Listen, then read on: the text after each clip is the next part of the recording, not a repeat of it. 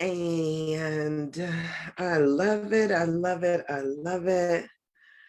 And it's crazy because, but so I forgot my little phone stand. It I is love it. I in love it. another room. And it's crazy because It's in another room, but I forgot it. It's not in here with me. And I am not going to get it. It just will be what it will be. Good morning. Good morning to you. I know my hair is a mess. I'm going to do something with it this weekend. Oh my gosh, I've been doing gardening and working in the yard and just all kind of stuff. It has been. Good morning, Gretchen. Gretchen, oh goodness, blessings and hugs to you. Um yeah, I've been working in I still need to get my stuff in the ground. And so, oh, thank you. Well, thank you. Bless your heart. I still need to get my stuff in the ground. So my hands are looking hit. I feel like I look hit.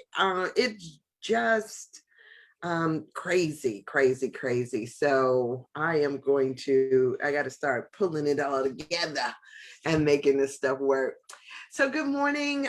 Stephanie she texted me a little earlier, just before 7 and said that she would not be on today because she has a work meeting, and so she won't be here.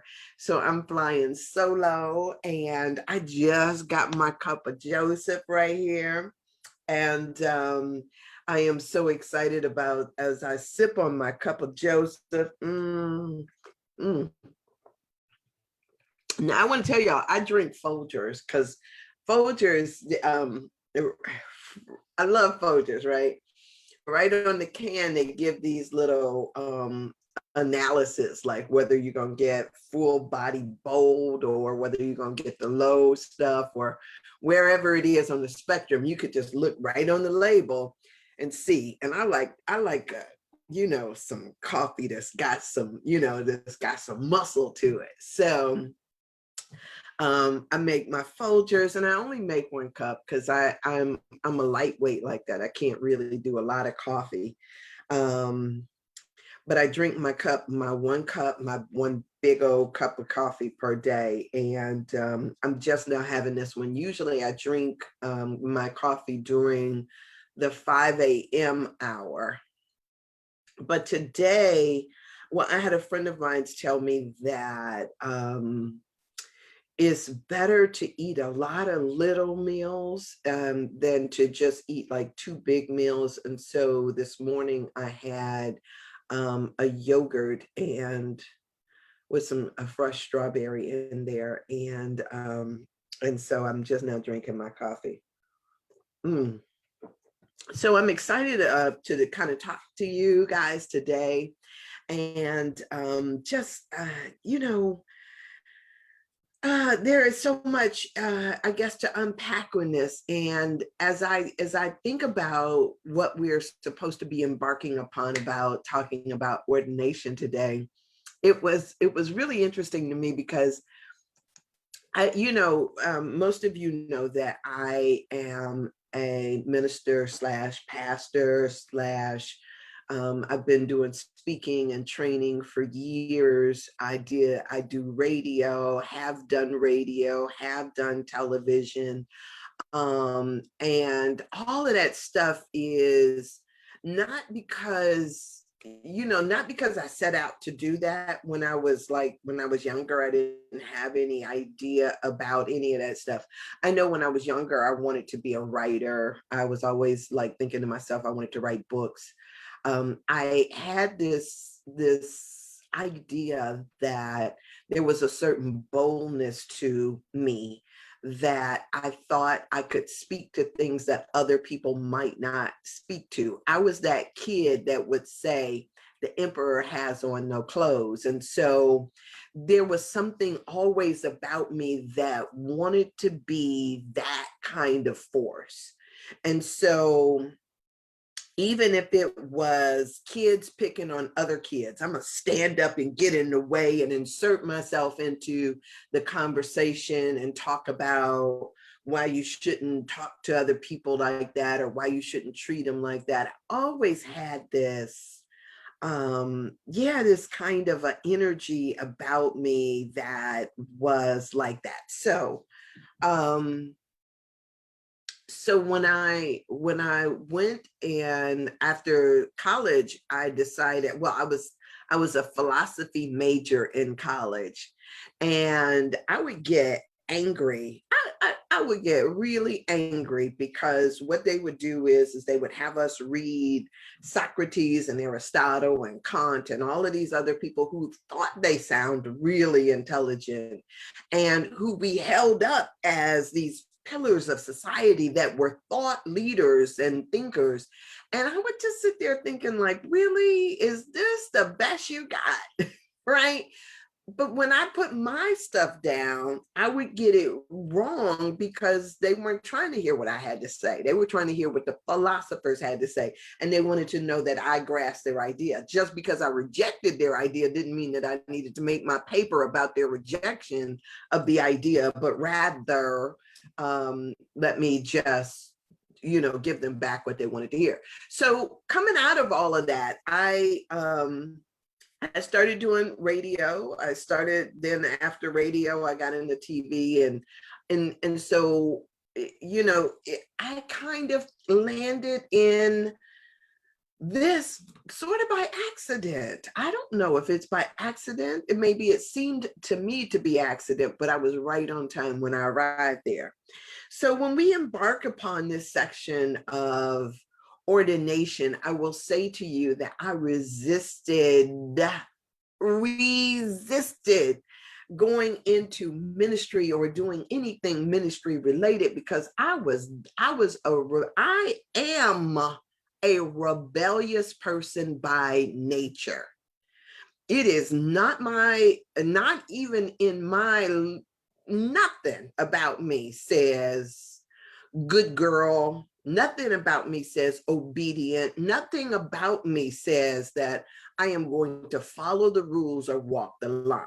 Now, having said that, what I do say to people is that a spiritual life and being in this thing called God is very different from you following by man's rules. And it takes you actually committing yourself to the path for you to figure out that there is the ideas and rules of man, and then there's God. And the two are not one and the same.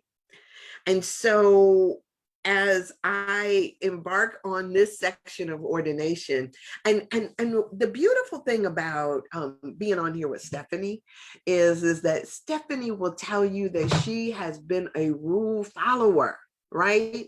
And she first was in, you guys have heard her. She was first in Jehovah Witness, and then she switched over, and she has always been one that has and study, whether it was going to seminary or taking classes and all of that stuff. She's always been one that crossed the T's and dotted the I's. And I feel almost like if you guys have ever studied the tarot card deck, in the tarot card deck, there is this card that they call the Fool. Fool, yes, the Fool. And the Fool is kind of like, what do I want to say? The Fool is just basically the Fool. And it's almost, here's something maybe you can relate to. I think of the Fool as Mr. Magoo. Mr. Magoo, when you were little, you would watch Mr. Magoo, and Mr. Magoo had these big, stupid glasses on, and he would just kind of go out and into the world, and he would go to different places or whatever. And it seemed like tragedy always just missed him because he just had that luck. And so I tell people that I'm kind of like that. I live this charmed kind of life because God loves me. God loves me, but you know what? God loves you too, right? And so, you know, I recognize that through this, all of this stuff that seems to just kind of miss me, that as I go through life, I realize that, you know, part of what I do, and maybe maybe it's just my imagination that I do it so well, but part of what I do is I'm able to see, what do I want to say? I'm able to see God at work in every activity, whether it's drinking a cup of coffee or speeding down the highway or breaking a rule. I am able to look at that and see the blessing in all of it, to see the blessing in your attention, to see the blessing in life, in the accidental people that show up, and they show up right on time to feel the exact need. I'm able to see all of that, and because I'm able to do so, what I think is that it serves as a good witness, as well as a good way of looking at the world, so that you can see it more clearly in your own life and all your affairs. Wait a minute. So this is so good. Now, what I do know is that this coffee will be cold in just a few minutes. And so I'm trying to get my sips in so I don't miss it. So I'm going to talk about ordination today.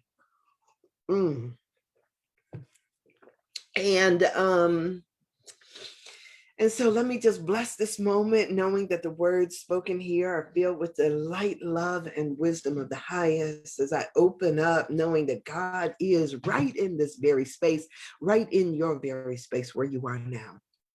So let me start by saying, and for some reason it's just popped into my head, and I want to remind you that there is nothing that you have ever done nor ever could do that is unforgivable.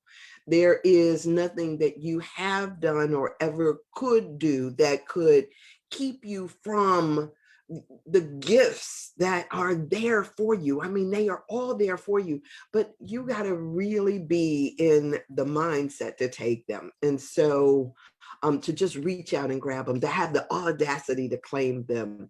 And so sometimes that is just what we don't do, is because somebody might have have alluded to, told you. And sometimes, it's so funny because people are always telling me stuff, and that's like reject, reject, reject,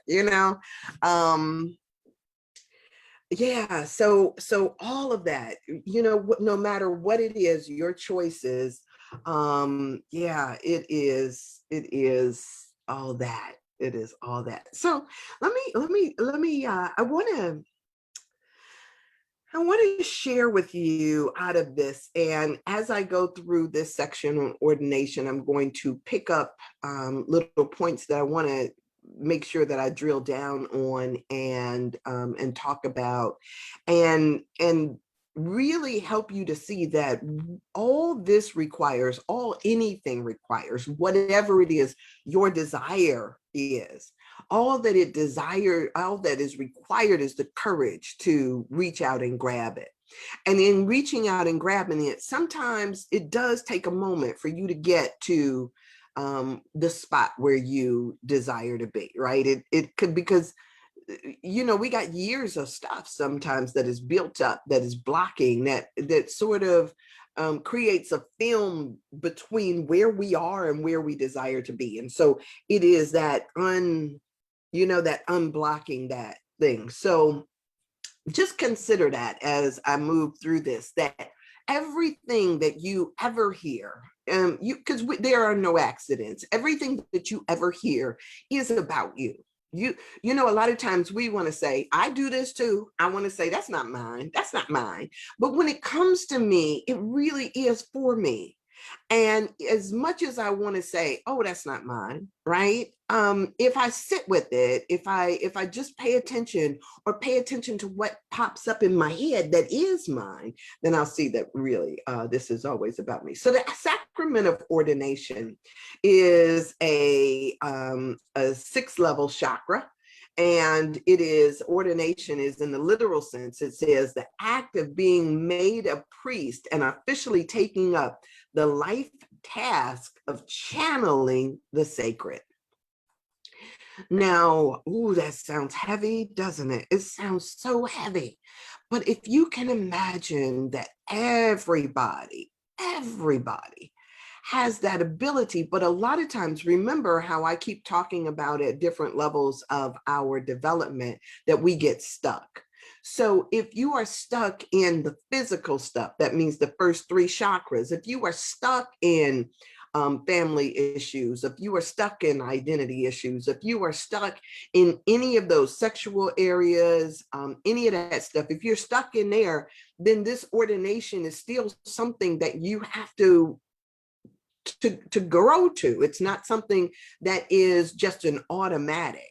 And so part of it is recognizing that there is work to do with these lower chakras. Now, when I originally embarked on this path, I don't know that I was stuck, right? I was stuck. And I often let people know, because I don't have any shame about stuff.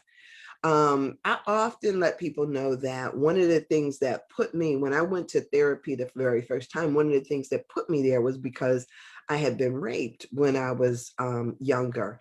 And so I had some issues to work through and work out. And in my working through those issues, I started to really like find me. I started, and what I realized is that I wasn't what people said I was. Because a lot of times we live our life through other people's eyes or what other people think or in response to stuff, right? So we're always trying to keep the judgments, the criticisms, the rejections, all of that stuff. We're always, it seems like, for a time there in our lives, we're trying to keep that off of us, right? We're trying to do what we need to do so somebody won't talk about our hair, or so somebody won't talk about our personality, or somebody won't. And so we modify ourselves over and over again. And so I think what going into therapy did for me, and I talk about mirror work often, is what therapy did for me was it got me to a place of self-acceptance and self-love. So when I got to that place of self-acceptance and self-love, not based on everybody else, but based on me, right? When I started to really become self-defined, that's when I really started to come alive in a different way. So that self-definition then made it so that I wasn't chasing after your opinion about me, or I wasn't chasing after all of these other things, trying to make other people happy, but rather I was focusing in on what made me happy. And that's a powerful shift. I know that a lot of people will tell you, oh, that's being selfish or self-centered, but you were put here to be you, right? Out of all the millions of people that are on this planet, each one of us knows that we come with a certain set of perceptions, ideas, experiences, ways of thinking, all of that is not replicated. We talk about fingerprints and how differently our faces look and all of that stuff. We get caught up on that stuff, but you are you. And so you come with your own set of stuff, just as you are, you're perfect, right? And so, and until you accept that perfection, you don't really have anything to give somebody. I mean, you can give somebody what you have, but really it's just a replication of a copy of somebody else. And so until you get to the point where you accept yourself and just love yourself where you are, it's kind of like, I don't know, it's just like halfway. right? So that's still lower level chakra stuff. It's not coming into your highest. And so when you learn that in this place, there is a heart, there is, I got a posse that travels with me, right? Even though you can't see them, I can feel them and I know that they're there. I got a posse that travels with me. And that posse also gives me information or shares with me things that I can share with you. And as it gives it to me, I can translate, right? But I translate it through the prism of my experience. And so each of us has, when I talk about this curriculum, each of us has a set curriculum. Each of us have a way of being, and that way of being is perfect for who we are. And so when you get to a place of self-acceptance, ooh, you got something juicy and wonderful to give. So when this thing says that you take up the life task of channeling the sacred, trust me, this is and part of this is that for me, channeling the sacred means that it's not even me that's doing it. I mean, can you, I don't know if you could wrap your mind around that. It's not even me. Because what happens is that, Jesus said when he was sending out his disciples, he was sending them out, to teach, to go out and teach. And they was like, well, what will we say? And he said, I will give you that in the self same hour. So that means that I'm not sitting down here scribbling things down and trying to interpret it for you before I give it to you. Yeah, I got stories. I got stories all day long because I live my life. I read, I study. And when something pops in my head, I think, oh, that's it, right? That's it. So if it pops in my head that I had a dream about a rabbit and a carrot and this, that, and the other, I could tell you that dream. I could tell you about the dream where I and I mean, some of these things are so real when they're happening, but then when you analyze them, I went to a restaurant in this dream, and I was in this restaurant and everybody's all dressed and fancy and looking all good. As a matter of fact, I was dressed in fancy, but I didn't have on any shoes. And I was distressed because I was barefoot. And I kept asking, what does that mean to be barefoot, right? Feet are the understanding, right? When Moses was told to take off his shoes because he was on holy ground, it's because your feet are, when you look on an astrological chart, when you look on charts, it talks about the feet being the place of understanding. That's our grounding, our connectedness to the earth. And so to have on no shoes, right? A lot of times we take it as a negative. But wonder if everybody else has on shoes and you have on none. Does that mean that you're more connected? And so it means that these things inform, and this is yours to get. They're your lessons to get, your dreams to interpret, your life experiences to go through. They are yours. And so when you are channeling the sacred, you are bringing this through the prism of your mind, what it is that you have been able to get through your life and your life experiences. So sometimes you have witnessed something else. Sometimes you have, seen something else that somebody else has been through. And anything you spend some time with trying to get some understanding from will continue to inform your experience, no matter what that is. And so it's, sometimes it's really bad when we never take a moment to sit in something.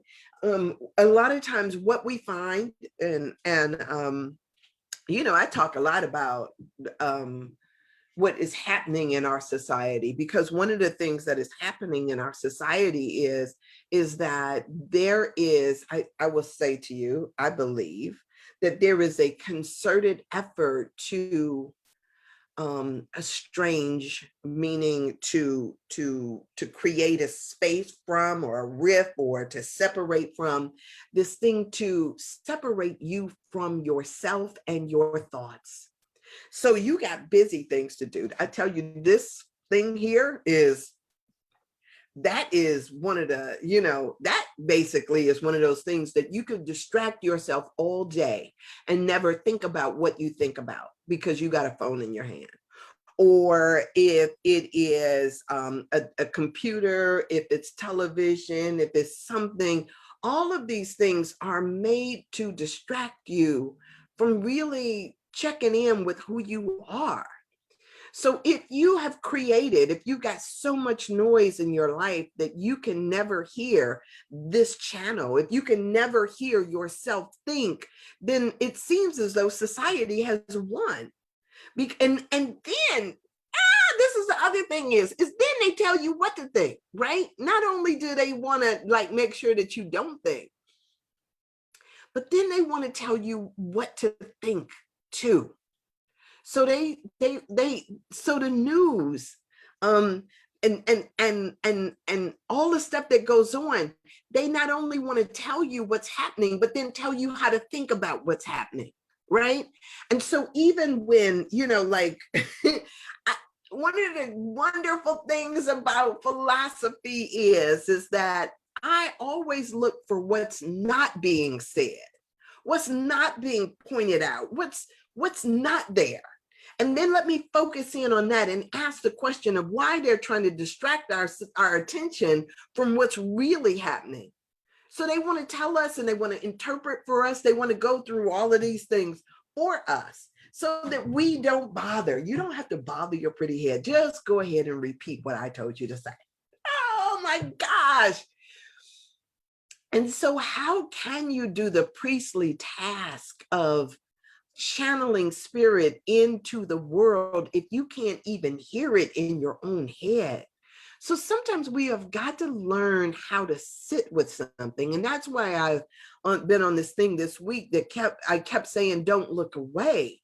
Because what we do is sometimes we just get frustrated. Like, if we can't bring meaning to something, or if it doesn't jive with what other people say, then we turn away. But wonder if you didn't turn away. Wonder if you just sat with it and asked, what am I supposed to see here?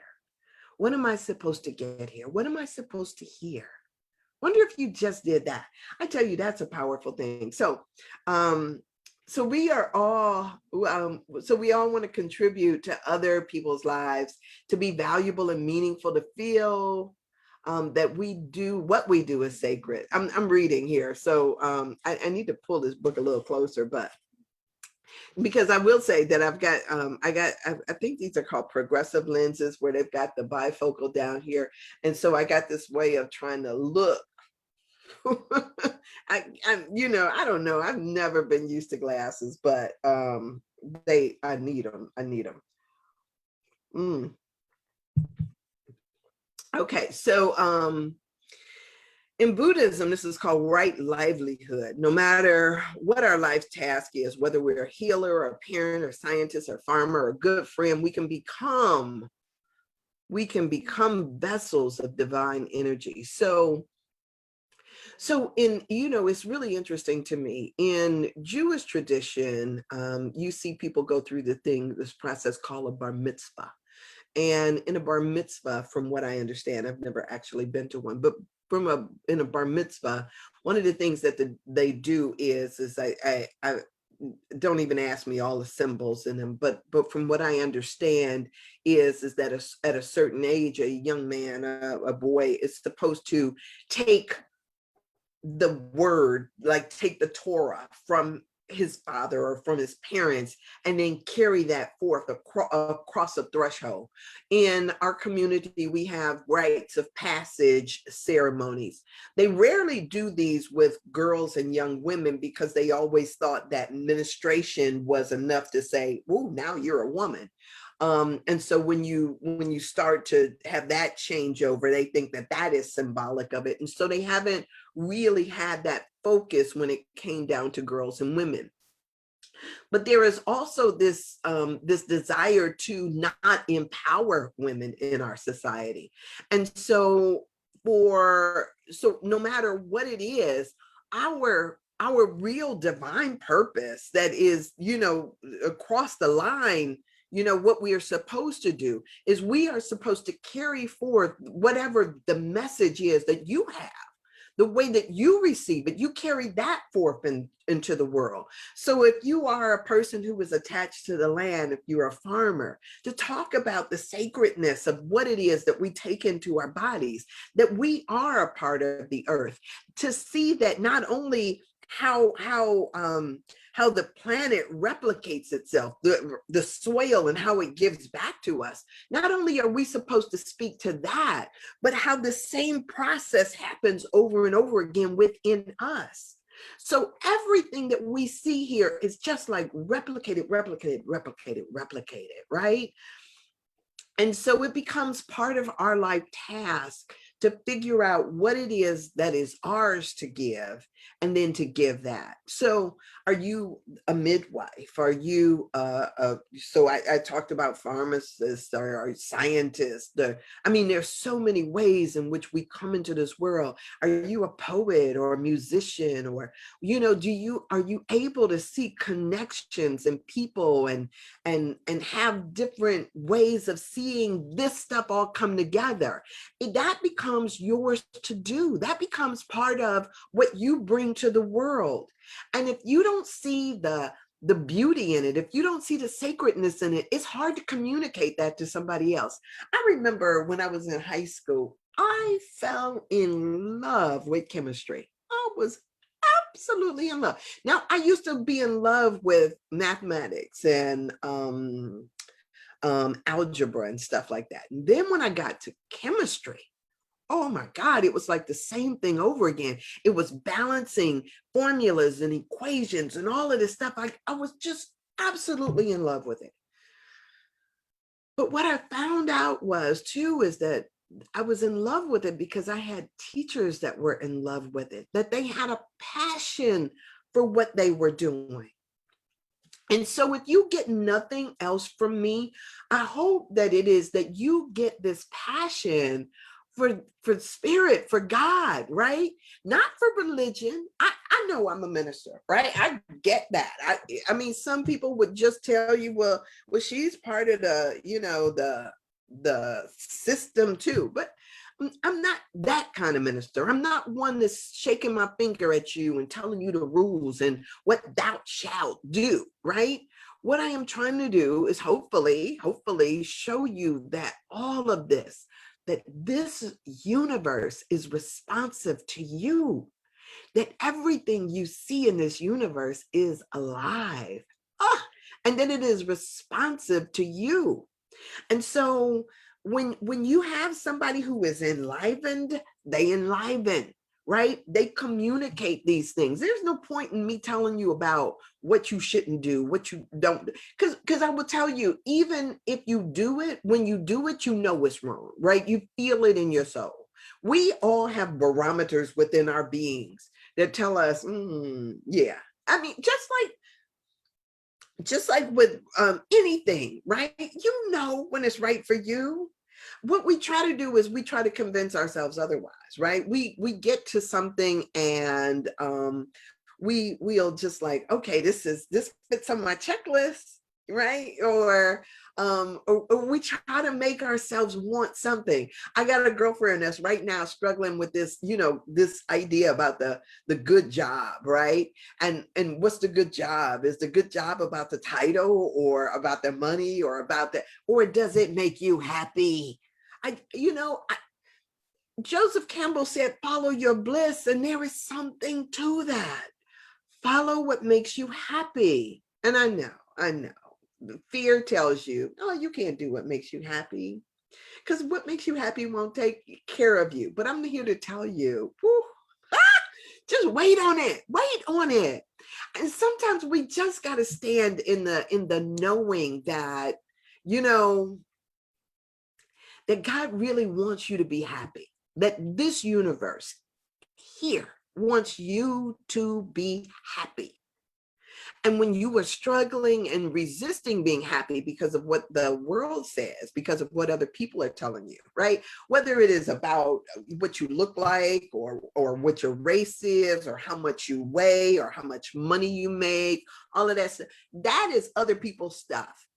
And you got to figure out how to separate yourself from a certain mentality, because part of this whole thing is that people bank and make money off of your unhappiness. If they can tell you that something is wrong with you or you're not quite right, then what they could do is they could sell you a whole bunch of stuff. They can get you to pursue a whole bunch of stuff that tells you that you're not enough. But guess what? You are. And for you, there is the right person, the right opportunity. There is the rightness of it that comes right through you. Let me go back and read a little bit of more of this, because yeah, because I can, because I can. So somebody was telling me, girl, shut up, stop singing. You can't sing. I don't care. I don't care. I'm not worried about your judgments. I'm having fun. I'm living my life. Okay, so no matter what our life task, healer, parent, scientist, farmer, good friend, we can become vessels of divine energy. Symbolically, we attain ordination when those with whom we live or work recognize that the contributions that we make are beneficial to their personal or spiritual growth.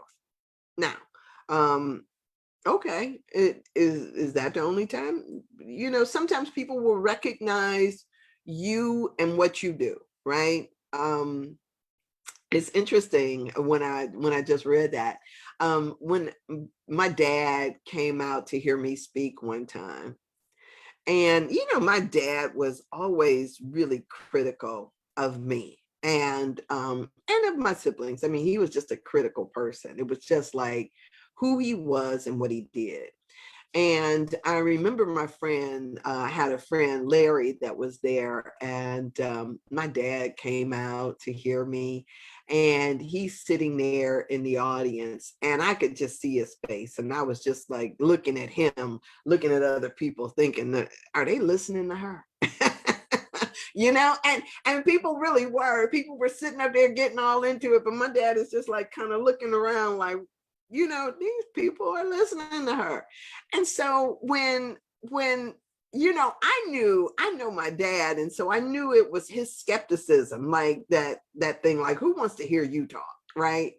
So I know I was like, in my mind, I was like, but Larry comes up afterwards and he was like, boy, your dad is so proud of you. And I was thinking, like, you don't know my dad. And he was like, you don't know a father then. And I was like, yeah, I pretty much got my dad. I can tell you verbatim what he's going to say. He was like, no, he was like, he's so proud of you. And I couldn't receive that because I had, because over the years, it's like, I know how my dad thinks. But I remember one day, I'll never forget this. It was one of those pivotal moments for me. I was in a car with my dad, and we had gone somewhere, and he was dropping me off, and he was arguing with me about something. Now, I am one. My siblings didn't really argue with my dad very much. But when he said something to me, I always asked why. I wanted to understand why. Why can't I go? Why can't I do this? What, I was always, so I never really took anything as, I always just thought, let me wrestle with him. That was kind of that's my nature, just to wrestle, not getting mad, not tripping about it, but I'm gonna wrestle, right? If that's because that's what I think, just how I am. So, and not even with the need to be right, just to understand, right? And so me and my dad are having this little wrestling match in the car, just a verbal wrestling match. And at some point, I got one up on him. I stumped him. And it was so funny because if you could have seen the pride and the smile on his face, it was kind of like he didn't even want me to see it, but it was just like kind of one of those things like, that's my girl. I felt it was like, and in that moment, what I realized is that my dad was my sparring partner. Is that how you say it? Sparring partner. You know how when a boxer has somebody that they got to work out with. And so for me, my dad was basically always just teaching me how to spar, how to have that match, how to not kowtow, how to not run away in fear or be cowardly about something. That was, and a lot of times that's the frustration because we don't get it that that's what they're doing when they're doing it. And so if so I would say consider that, you know, when you have contentious feelings about your parents and and how they showed you or what they did with you, consider that what they were trying to do was to not break you, but to make you stronger, to make you better, right? And so when I started, that was a moment that it was a turning point for me. And I often tell people about, you know, some of the ways in which my dad used to criticize me and used to say stuff to me that at first I thought it was really hateful, but then after a while you start to look at it from his perspective and it was just love. It was just love, love, love.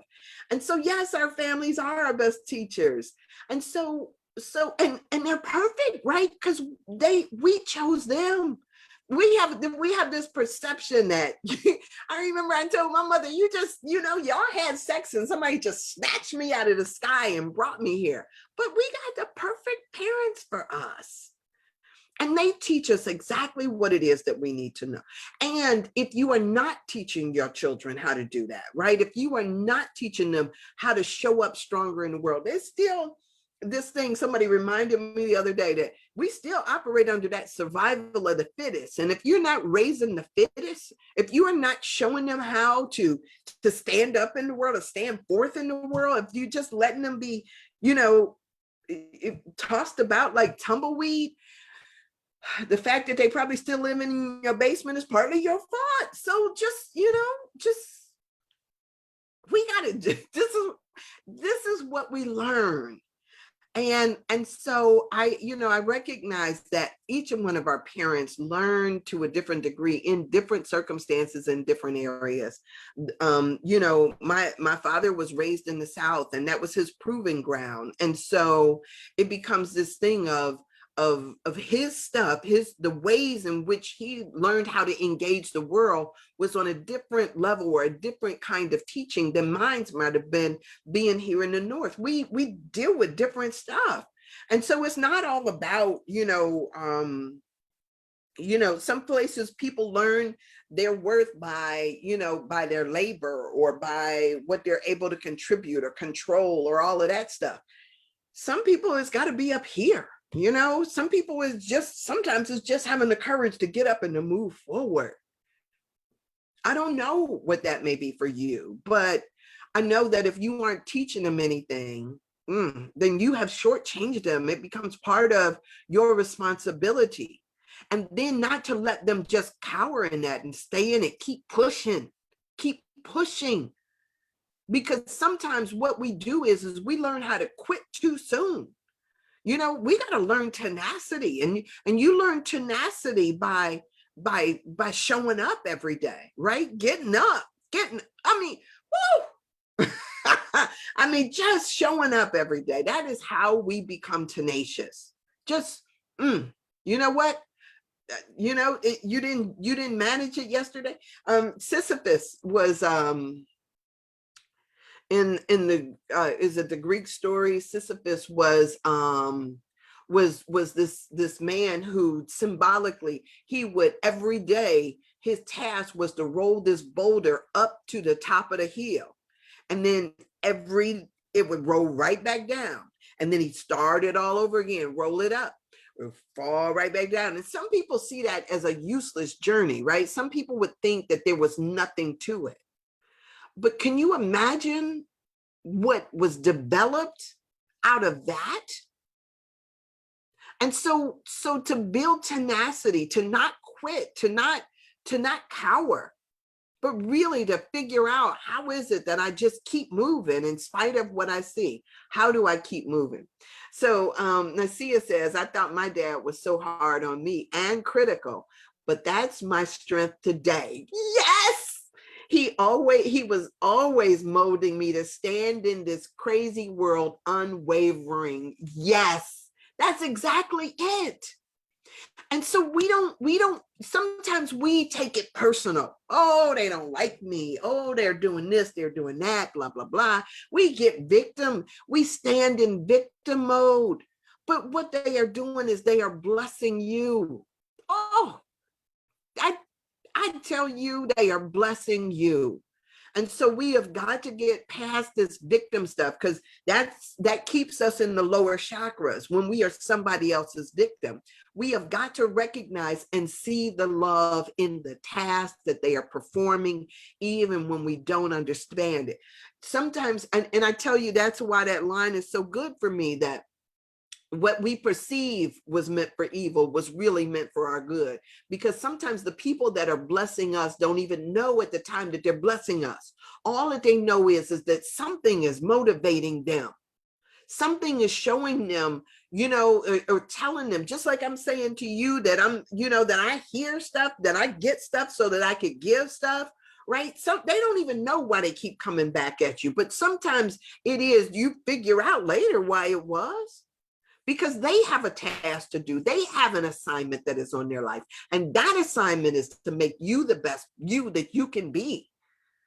And so they may show you stuff that looks terrible. I remember my dad telling me about his father, and, bless his heart, bless his dad's heart, but he said his father was a cheating man. He was like one of those, he had a family at home, and he had, all his kids and everything, but he still, they was going to school with people who was, who were their siblings. I mean, who was, the illegitimate child of their father. He was like, you could see it, they were related to us. They were, and so he was going with the woman over here and the person over there. And my father said, he was like, he says, and you be out someplace, and he says, and you see your dad with other people, you see your dad, and you know that he's cheating on your mama. And he says, and I swore that I would never do that, not to my wife and not to my kids. And so that became part of who he was as a man. Those lessons, those hard lessons that you learn, you can make a decision where you can imitate and you can do just like they did. You can be, and you know how that feels at the time. You know how it feels, but so it doesn't make it right or excuse it or give you permission, right? But it does give you this ability to make a decision for yourself, who you're going to be and how you're going to flow into the world. So, so sometimes people just act like they get defeated and beat down by life. And when you're defeated and beat down by life, you don't have anything to flow. Let me get, because I could talk to y'all all day. Let me get back to this, because I'm trying to get through at least this section. And I don't even know that I'm gonna be able to do it. Okay, so Gretchen says, I have always said things happen for a reason. It is my job to be open and receptive to the lessons. It may not be revealed for some time, but clarity always comes. Oh my God. And but that's when you don't look away. Sometimes what we do is we get stuck in victimhood, right? And so when we're stuck in victimhood, we don't always allow ourselves to see the clarity. I always tell people, get the blessing, because with every lesson is a blessing. And so, but sometimes people will, out of their own need to be right, out of their own protectiveness, sometimes people will just not even really like look at it to see that there is a lesson and a blessing in it. So we got to be, don't look away. Don't make it about the other person, because your need to be right and your need to make your parents wrong, your need to judge, whether we're judging the church or judging each other, all of that stuff, we get stuck, right? So yes, be open and receptive to the lessons that are there. So let me see. Striving to become supportive and non-judgmental of people with whom we live or work also creates a channel within us for divine energy. And so that goes right back to that, right? If we stop judging people, if we stop judging them, right? And sometimes we've got to see them through a different lens, right? Sometimes we got to see our parents for who they were, right? Sometimes they had dreams or they had struggles that we don't know anything about, right? Um, I don't know. I, I don't know what other people. I know my mother was raised as an only child, right? She was an only child. She was raised up with her cousin, but basically she was an only child. And so she didn't understand. She was always fussing at us about why y'all always fighting, like we're because that's what siblings do. And when you come up in a big family, you would know that, but she didn't. My dad would be like, "Oh, let them fight, let them," But I mean, not necessarily fight, physically fight, but we were always arguing. We were always at each other. And because she didn't have siblings, she didn't know that. But my dad, whew, he was real clear. Yeah, that's what they do. That's what they do. And then they pick on the younger ones. And then he would tell her about how somebody made him eat a worm or somebody did such and such. It was what kids did. We go to school and we see stuff that happens and, bullying that occurs, right? Can you believe that somebody tried to bully me, as a matter of fact? And what happened? My brother Kevin, my little brother, went up there and whooped some butt, right? And so it was, but it's one of those processes that we learn about stuff through those actions. Like I can beat her up, but ain't nobody else gonna beat her up. you know so we learn stuff through this. When can we cry for them? It's powerful. Oh, when we can cry for them, it's powerful. Oh my gosh, that's sweet. That's sweet. Then you can grow from there. Yeah, that's sweet. That is really sweet. I think I learned I think in college, I realized my dad wasn't Superman. I mean, I had thought most of my life that my dad was invincible. And I remember when it became clear to me that he really wasn't. And that was jarring for me. I think that at a certain point we realize our parents are human. And yeah, and it's powerful. It really is powerful. So yeah, thank you for that. Mm. My coffee is cold, but I'm still gonna drink it because I need it. I need it. People who radiate this supportiveness and love are rightly recognized as possessing ordained energy. And I tell you, we all need people in our life that don't judge us. I have friends who I am very clear that they judge me. I am very clear that they don't accept me, not in the terms of ministry or in terms of a lot of stuff, because it doesn't jive with their paradigm. When you are accustomed to thinking that God blesses you based on your goodness, they are really busy trying to be a goody two shoe, right? You see people that are I mean, I got friends that are probably, you know 50 years, 60 years old and still think they virgins, whatever, right? I got friends who think that, that being good gets the blessings, whatever. So I got people who clearly judge me. But I also got people who clearly celebrate me and say, why not? Go for it. You should, I got both of that. And so I feel so blessed to have that. And one of the things that I know is that I've learned how to be a friend. I've learned how to show up, how to not judge, how to love people regardless of what they do. I've learned how to do that. As a matter of fact, some people would probably question my level of friendship because I'm one of those friends that be sitting up there saying, "Oh, girl, go ahead, go ahead." And grabbing the little box of tissue and saying, I'll be right here when you get back, because I know you about to get hurt. But doggone it, do it anyway. Do it anyway. These bodies are meant to heal. Our hearts are meant to heal. I could see the hurt coming before you see it, and before you know it there. I got my box of tissue. I'll be right here. And when you cry, I got a shoulder for you. But go ahead, live your life. That's how I am, right? That's the kind of friend I'm going to be. Go ahead, do you, right? If it makes you happy, I'm going to love it, right? Because sometimes we got to go through that. Sometimes we got to fall. I know some people don't believe that. Some people don't agree with me, but go ahead, live your life. Do you? I'm like that. Okay, let me get back to this. Let's see. So each of us has the potential to become such a divine channel, to be of service to others by reflecting sacred energy, which is a contemporary definition of priesthood.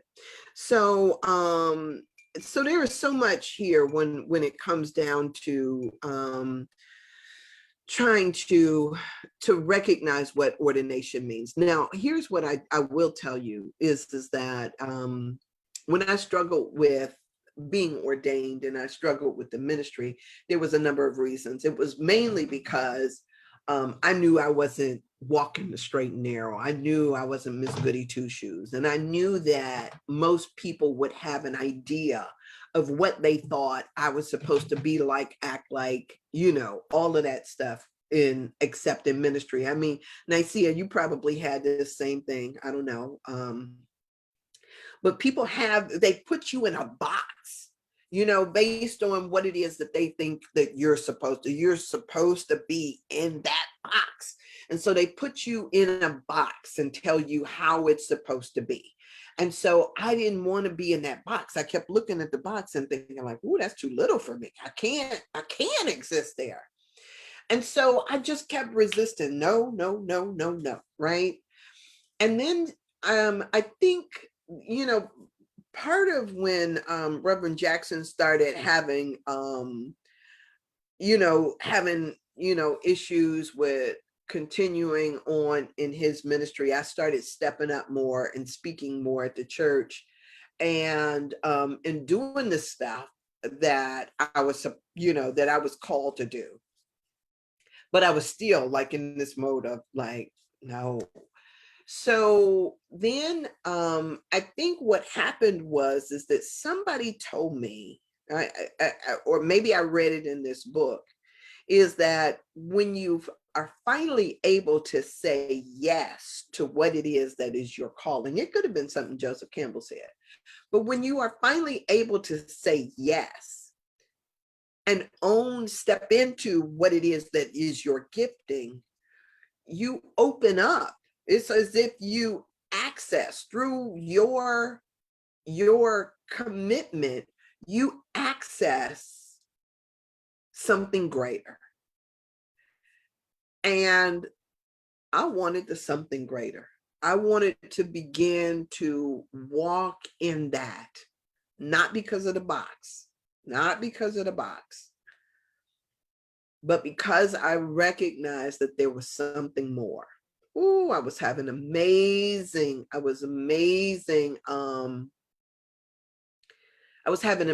meditations. I was having, these downloads, and, and I was going through what I thought was a big transformation, because all of a sudden I was saying yes, like I surrendered and said, okay, right, I'm here. I'm going to show up. I'm going to do this.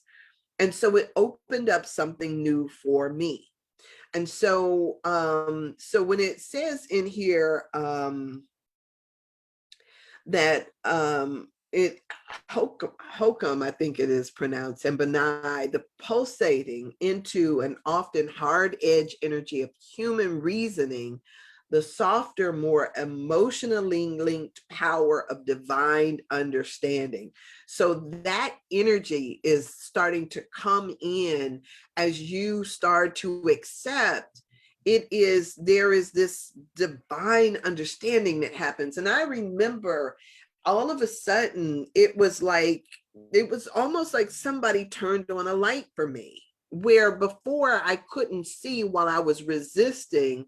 When I stopped resisting, it was like, oh, and I don't have to get into the box. That's what people want me to do. They want me to get, but part of being true to the spiritual walk is not getting in the box. It's being open at the top. It's being ready to receive and saying, okay, I don't even still, I don't always understand. I don't always understand. But I know if I have the audacity to sit with it, if I have the audacity not to look away, then the understanding will come. And that's what the beauty of it is that I trust that, and sometimes you know what, and y'all know this. Sometimes I step up in front of the church, right? And sometimes I think I know what I'm going to say, and I'm giving a whole new something right then and there. And I have to be in a space where I trust, right? I gotta be in that space. And I think for all of us, just developing this spirit of saying that we trust, right? If I say to God, I trust, right?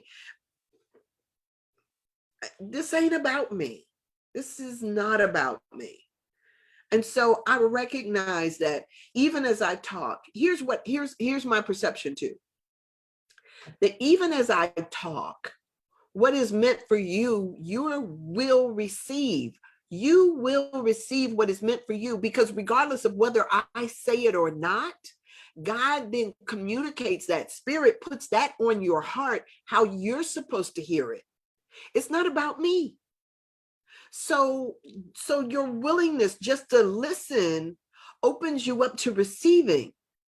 And so you receive stuff that may not even be said, right? May not even be come out of my mouth, but what you hear is exactly what you're supposed to hear. Oh, that's how awesome this is. That's how awesome. Even as you get caught up in your judgments, because you might be sitting up there judging and looking and doing all kind of other things. Even in that, that is exactly what you're supposed to hear.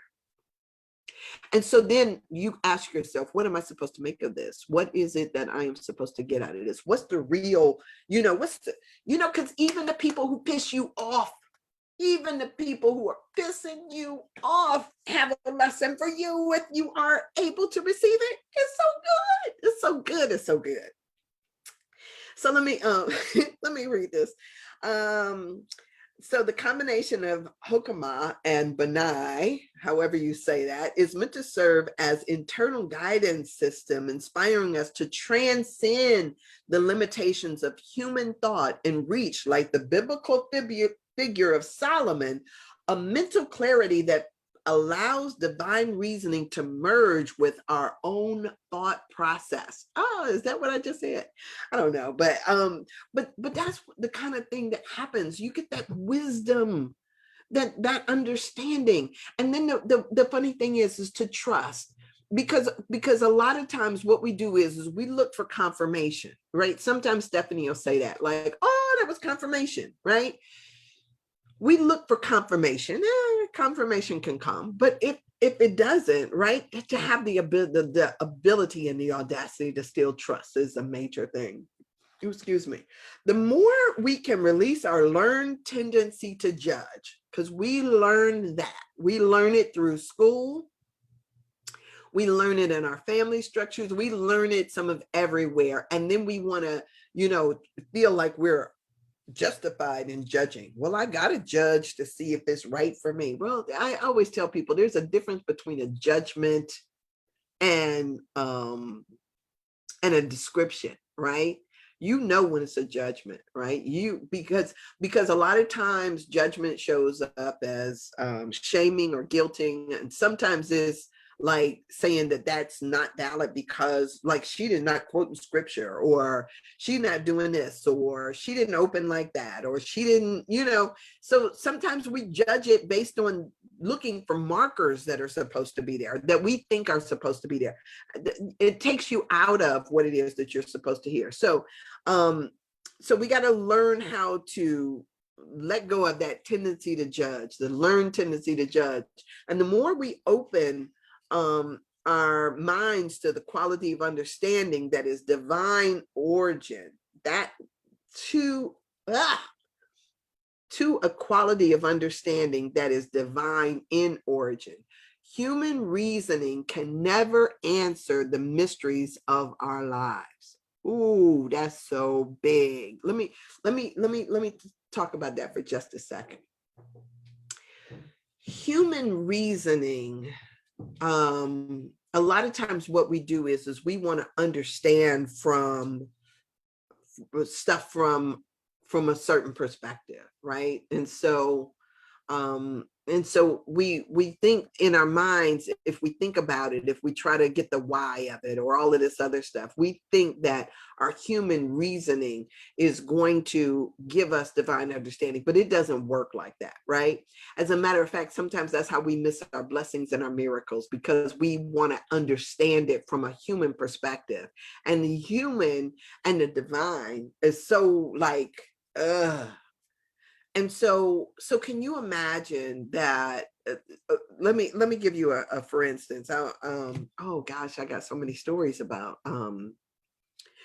this. But one of the things that I know is I always talk about prayer, because prayer is big for me. Prayer is huge for me, because I know that I'm in a fertile universe, right? And whether there's soil around or not, when I speak my word, there is something in this universe that is responding to it. And so just because I don't see what we call soil, I know that there is fertility here, right? So when I speak my word, it changes things. So for instance, I'm giving you a for instance. There was a woman that that I was really trying to figure out. She was kind of, what do I want to say, janky. She was janky with me. I don't even know how to describe that to you, just janky. And I really wanted her to have a different relationship. I was like, I wanted to, how do we get past her angst, right? How do we get past that? And so I started praying about it. I prayed for her, right? Not praying for her to be what I wanted her to be. Not saying, oh, God, soften her heart or anything like that. Just like blessing her. Sometimes that's what I do. I just bless people. Because one of the things and this is my imagining. I don't have any proof of this, but when I bless others, it seems like I get multiple, like it's a 2-for-1 deal. So if I bless somebody, then it comes back to me, whatever.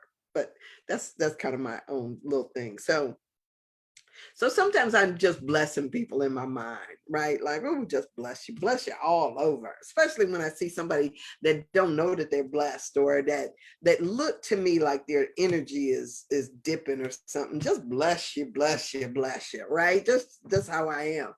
And so I was praying about this woman, and it was really interesting, because what happened is that she didn't change. She did not change. She was still just as janky as she had been. But I did. God started showing me some stuff about, and I don't take it as true. I don't come back and say, oh, I've got a crystal ball and I saw you when you were a little girl and I know that this happened to you and that happened to you. It wasn't all of that. It was how I saw her was different. What informed her life, I saw it as different. And so the prayers didn't change her, it changed me. It changed how I saw her. And when my energy started to change towards her, then I think hers must have changed towards me, because there was a softening in that. It was a softening in that whole relationship. And it got to the point where I really could just see her and appreciate her and love her where she was. And so sometimes we see people and we assign meaning to a facial expression. My mother had one of those little, I might have one too. those frown things in her, permanently etched in her head. She made it sound like this was Sandy, this was Herm, this was Kevin, this was, like she had these permanent frown. And so sometimes we look at people's faces and we assign meaning to it. We think, because I was like that with Alan all the time. Like he would look at me like he was angry as heck. It's like, what's wrong with you? Tell your face, right? Don't get mad at me. I'm not mad. Well, tell your face that you're not mad. I'm just, but we give meaning to stuff like that. And so what happened is that I changed. When I started praying about her, I changed. And because my energy then changed, hers changed. And so it becomes this thing of prayer changes situations. And so if I was just trying to say that it was because I understood her, I didn't have any more information than I had in the first place. But what I did have was I had the ability to change how I engaged. And sometimes we think that it's the other person, but remember, there are no private thoughts, right? Even when you don't say anything, people can feel your contempt. People can feel your judgment. People can feel stuff from you, right? They can feel it coming at them. And so even though we don't feel like we are communicating, there is no disconnection. We know these things. And so human reasoning, don't let your human reasoning dictate your life. Get in this, start praying about stuff. Pray about people, even if it's just not praying for them to be a particular way, but just, just bless them. Sometimes it is just, God, this is one of my favorites, right? God, let me see this person as you do. Right? Because God is probably looking at them and thinking like, "Ooh, this person is good." Like my dad, right? They probably thinking, "Ooh, this man is so good for her. How did she pick such a perfect man?" Right? My mama, how did I pick such a perfect mama for me? Right? And God is sitting up there, and the God is looking at all of that stuff, all of that fighting, and all of that, that spine stuff.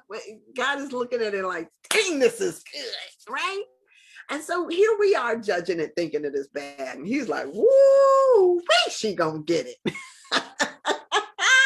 So you gotta get happy about this stuff and see it not as something that is being done to you, but rather for you or through you, right? And when you get into that space, I tell you, it is a powerful thing. Let me finish this up because it's time for me to go. It can never explain the complexities of why things happen as they do. We can achieve a genuine sense of peace about life only by releasing our need to know why things happen in terms of human reasoning and by embracing divine reasoning. Let me know what I am to know and trust that behind all events, no matter how painful, there is a reason from which good can come. Sometimes that's like the serenity prayer. Sometimes that is, but being able to just stand in that, no matter how bad it looks, and just trust that this too is made for your good. It's meant for your good. The universe is for you. God wants you to be happy. Whew, that's big. And so when you're not happy, or when it feels as if it is against you, stop and ask the question, what am I to see here? Right? Show me what you would have me see here in this situation. And you know what? And then be able to accept what it is that comes to you. Sit with it. Sit with it. Don't let it go. Sit with it and see that it bless you. It will. All right, y'all. It's been wonderful. Happy Friday to you. Yay. I am off of here. I'm not celebrating because I'm off of here, but just, I did it. I did it. I am going to be working in my yard today. That keeps me from going someplace and trying to spend some money. Hey, Sarika. It keeps me from going someplace and trying to well, I still got to go and get some more plants. I need to set out some vegetables in my garden. I'm so excited about my stuff out there. And so I need to pick up some more plants. Because I tried doing seeds. I think I might have told y'all I tried doing seeds, and those seeds just wasn't, they didn't do well in my basement at all. I don't know, maybe it's me. But so now I'm gonna go and get the little seedlings and set those out and just be excited to seeing them continue to bear fruit, bear vegetables, whatever. And I got my plants out. So I'm going to be working in my yard and finishing off my coffee. So you guys, I love you and adore you. I thank you for being here. I'll be here tomorrow again if you are available. But yes, peace and blessings to you. Yeah, y'all know that you're already blessed, right? So go forth, spread all of this consciousness, stay with it. Yeah, and celebrate you. All right, love you. See ya.